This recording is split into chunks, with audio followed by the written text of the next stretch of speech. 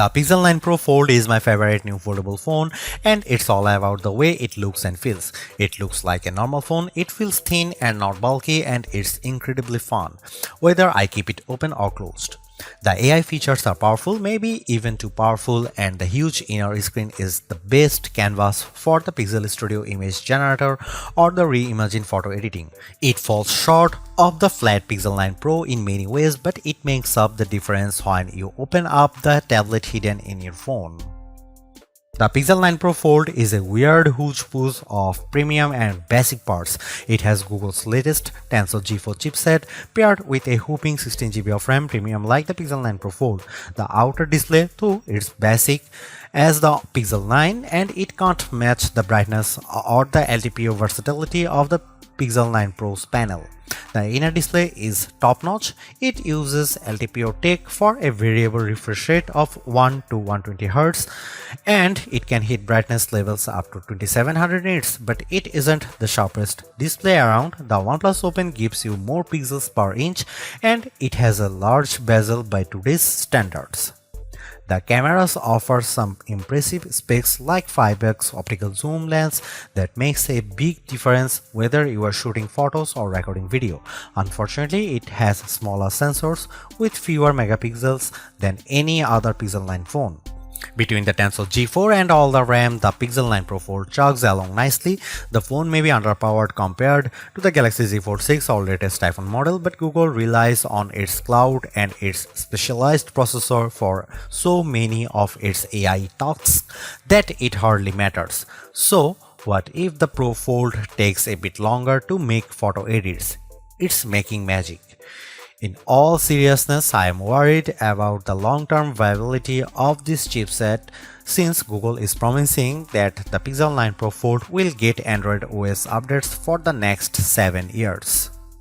The Pixel 9 Pro Fold has a normal cover display. It's the same display as on the Pixel 9, and sometimes being normal counts for a lot.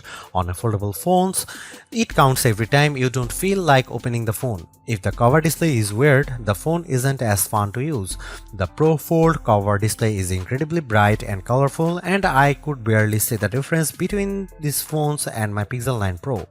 The inner display is like a dream. It's nearly a square, so unfortunately movies don't usually fill the big screen, but videos and shows still look bigger and better inside than out. Web pages are much easier to read and navigate. Maps are an entirely new world of navigation, but photo editing is the star of the show. It's so much easier to edit photos on the big Pixel 9 Pro Fold inner display that I am surprised Google doesn't show every AI demonstration on its foldable. If you are questioning the fun and utility of AI tools before, seeing them on the big display makes things more clear. Whether I am chatting with Gemini, writing an email in Gmail, or adding a volcano to my photos of Central Park, the Pro Fold is the best Google phone to use by far.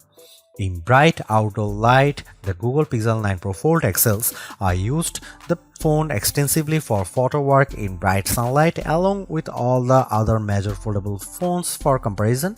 The Pro Fold cover display was the easiest to see at full brightness, and it was the most intelligent when it came to activating the brighter screen modes. When it comes to foldable phone displays, more is better, and the Pixel 9 Pro Fold gives you more screen on the outside and inside, plus more brightness. It's the best foldable display I have used among the phones I can buy. One of the cool things about the Pixel 9 lineup is the most affordable model has the same cameras as the Pro model. The Pixel 9 has the same 50 megapixel main camera and 48 megapixel ultra wide as the Pixel 9 Pro and Pixel 9 Pro XL. Unfortunately, the Pixel 9 Pro Fold wasn't invited to the party.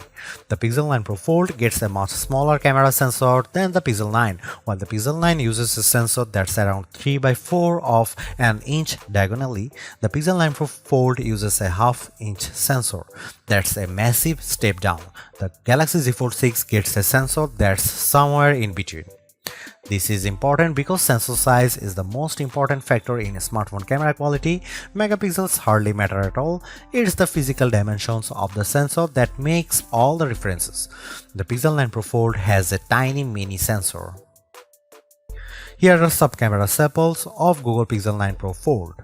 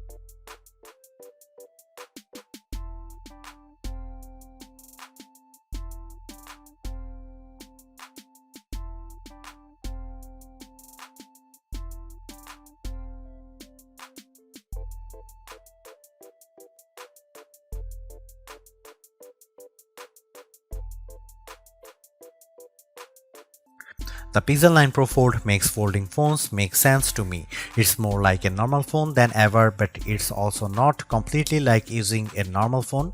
By opting for a phone that folds, you are still making trade-offs. Particularly in the camera hardware, the phone's long-term durability is also an unknown.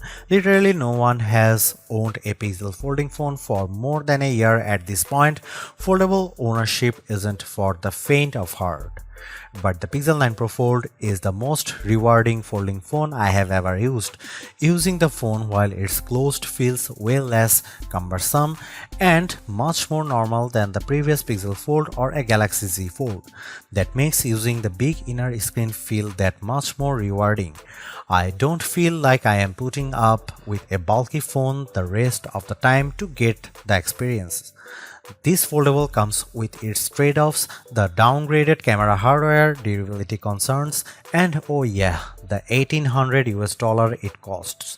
But I think Google made the right trade-offs here to optimize the inner screen experience.